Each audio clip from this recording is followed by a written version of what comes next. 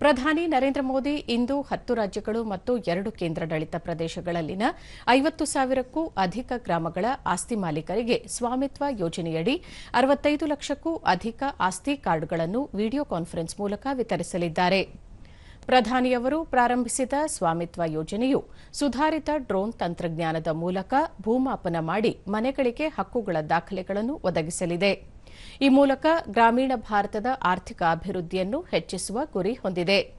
ಈ ಉಪಕ್ರಮವು ಆಸ್ತಿ ಸಂಬಂಧಿತ ವಿವಾದಗಳನ್ನು ಕಡಿಮೆ ಮಾಡಲಿದೆ.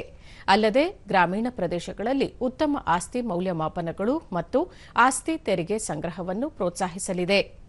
ಈವರೆಗೆ 3,17,000ಕ್ಕೂ ಅಧಿಕ ಹಳ್ಳಿಗಳಲ್ಲಿ ಡ್ರೋನ್ ಸರ್ವೆ ಪೂರ್ಣಗೊಂಡಿದೆ.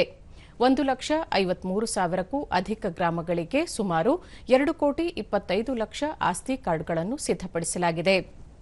ಈ ಯೋಜನೆಯು ಪುದುಚೇರಿ, ಅಂಡಮಾನ್ ಮತ್ತು ನಿಕೋಬಾರ್ ದ್ವೀಪಗಳು, ತ್ರಿಪುರಾ, ಗೋವಾ, ಉತ್ತರಾಖಂಡ ಮತ್ತು ಹರಿಯಾಣಗಳಲ್ಲಿ ಪೂರ್ಣ ಪ್ರಮಾಣದಲ್ಲಿ ಜಾರಿಗೊಂಡಿದೆ.